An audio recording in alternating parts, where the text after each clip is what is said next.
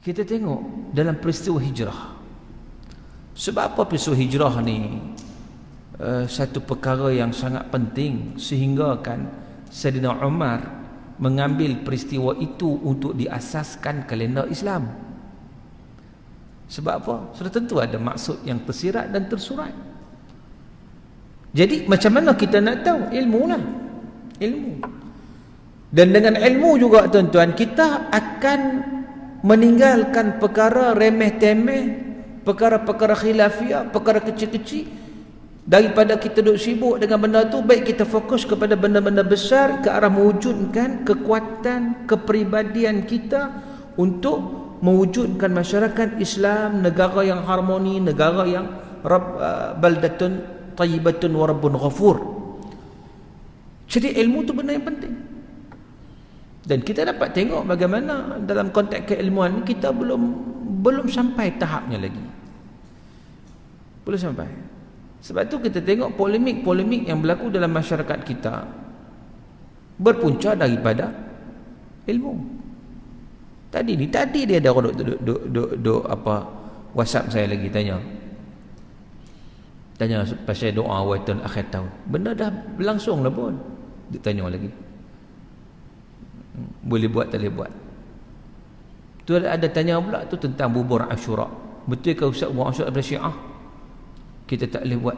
Ini semua kita nak menangani masalah benda ni ilmu lah, supaya kita tidak disibukkan dengan perkara-perkara kecil. Seumpama itu kita lupa tanggungjawab kita yang besar untuk membangunkan diri kita sendiri, keluarga kita, masyarakat kita, negara kita ke arah melaksanakan tanggungjawab sebagai khalifah.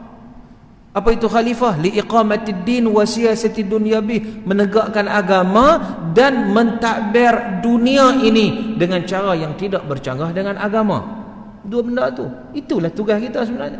Itulah amanah yang Allah Ta'ala pikulkan kepada kita. Yang pertama, liiqamatid din, nak tegakkan agama. Nak tegakkan agama ni mesti ada ilmu juga. Yang kedua, memakmurkan dunia dengan cara tak bercanggah dengan agama. Nak makmurkan dunia pun dengan ilmu juga. Sebab tu Al-Imam Syafi'i menyatakan bahawa man arada dunya fa'alaihi bil ilmi, siapa yang nak dunia dia kena ada ilmu. Wa man arada al-akhirah fa'alaihi bil ilmi, siapa yang nak akhirat kena ada ilmu. Wa man aradahuma ma'an fa'alaihi bil ilmi, siapa yang nak dua-dua, dunia pun nak, akhirat pun nak, fa'alaihi bil ilmi, dia kena ada ilmu. Dan pasal apa polemik doa awatun akhatan masih lagi berlangsung sampai hari ini? Sebab apa? Banyakkan hak duk petikai ke hak duk jadi serabut ni sebab tak mengaji ya? Petang tu saya dapat terima mesej, Ustaz boleh baca ada doa petang ni doa kereta semalam lah kan? Saya kata baca hari Rabu baca. Dia tak puas hati. Dia tanya soalan, boleh baca tak? Saya kata baca. Tak berhati. Betul ke boleh baca? Lah hang tanya apa kalau hang tak mau dengar? Betul ke boleh baca? Saya dengar kata Nabi tak baca. Saya kata, so what? Kau Nabi tak baca? Dan Nabi tak baca, tak boleh baca? Lah dia nak suruh saya kata jangan baca. Gitu. Bila saya kata baca, oh dia tak berhati. Kan?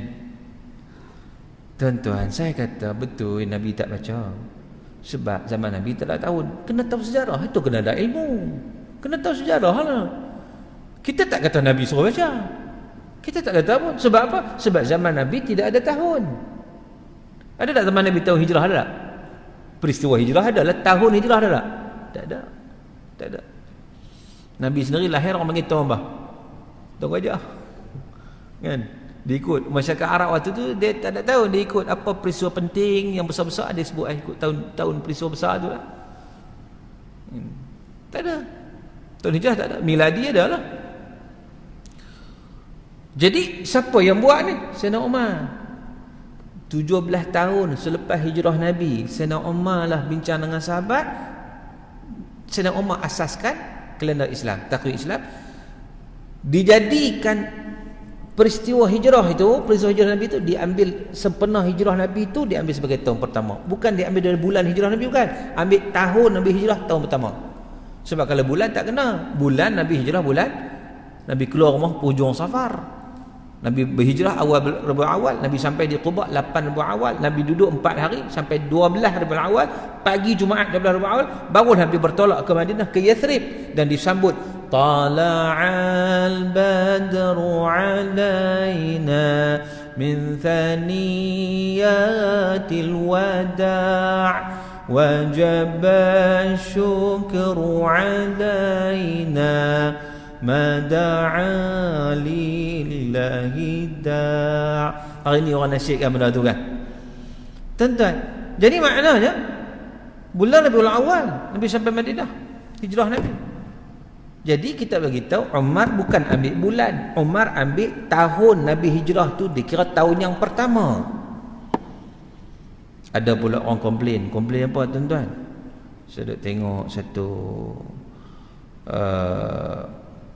nasyid, satu Muharram detik permulaan, kan?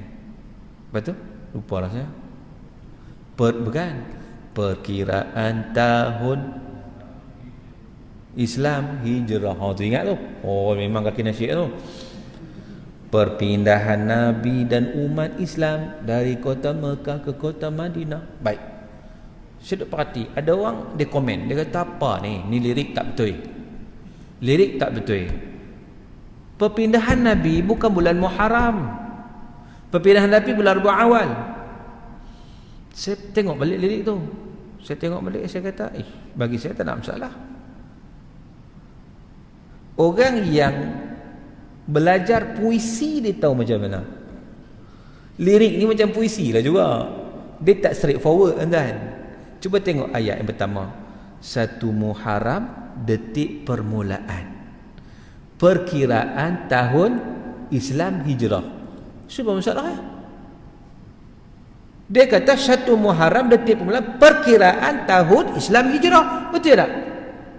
Betul tak? Betul. Perpindahan Nabi dan umat Islam bukan merujuk pada 1 Muharram. Itu contoh lain lah. Perpindahan Nabi dan umat Islam dari kota Mekah ke kota Madinah bukan merujuk 1 Muharram. Dia merujuk kepada peristiwa hijrah itu sendiri yang Nabi berpindah. Itu yang saya faham. Kalau kita tengok dalam konteks puisi, lirik itu macam puisi juga lah. Tak boleh kita tengok surface macam tu. Sebab hari ni ramai orang yang dia tengok surface. Oh dia ni kata 1 Muharram Nabi hijrah. Mana betul? Tak betul suruh lah. Tapi betul tak dia kata macam tu? Betul tak dia kata 1 Muharram? Kalau tengok lirik tu, bagi saya lah, dia kata 1 Muharram tu perkiraan tahun baru hijrah. Perpindahan itu bukan mesti 1 Muharram. Dia tak habang perpindahan tu bila. Cuma itu tahun hijrah mengambil sepenuh perpindahan lah. Sebab apa nak cerita orang kita dia tak puas hati kau tak boleh kritik. Dia seronok mengkritik. Bila kita baca sejarah sirah, kita tahu peletakan tahun baru itu memang peletakan tahun hijrah itu Sayyidina Umar. So tak kena mengena dengan Nabi. So mana ada Nabi nak bagi pula doa waktu akhir, tak ada lah. Tetapi persoalannya yang kamu kata bid'ah tu makna apa? Tak boleh baca doa haram. So neraka. Sedangkan kaedah dalam fiqh menyatakan apa? La usul fiqh tarku syai' la yaqtadi tahrimahu. Nabi meninggalkan sesuatu tidak bermaksud ianya haram, tidak. Kena tengok dulu. Benda hak Nabi tak buat tu, benda hak Nabi tak buat, ya betul Nabi tak buat. Zaman Nabi tak ada, nak buat je nak kan? Kita nak buat, boleh tak boleh? Tengok hak kita nak buat tu bertepatan tak dengan hukum syarak? Bercanggah dengan Quran, bercanggah dengan hadis Nabi. Kena tengok. Kena tengok. Tuan-tuan, macam cara kita buat kuliah kita sekarang ni, ilmu tu satu bentuk yang memang Nabi ada majlis ilmu, tapi cara hak kita buat lah ni sama tak dengan zaman Nabi?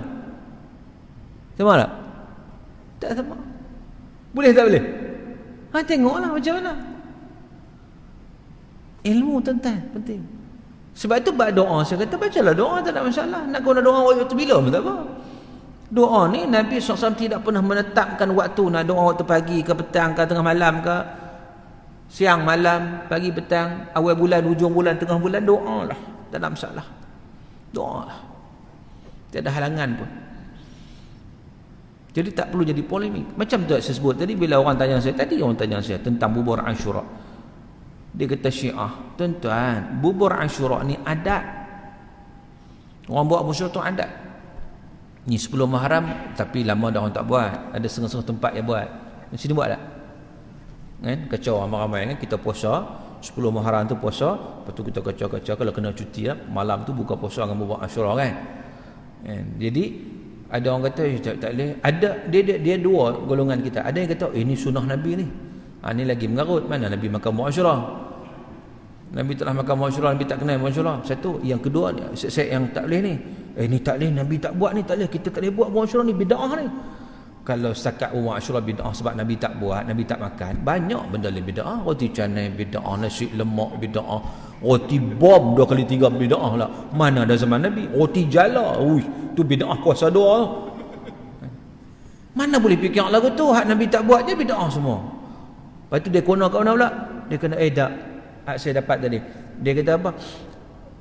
Berbuat Asyura ni dia berasal daripada amalan Syiah. Kita tak boleh beramal dengan amalan Syiah. Tuan-tuan, saya tak tahu kenyataan tu betul ke tak. Yang kata buat Asyura tu asal Syiah, saya tak tahu.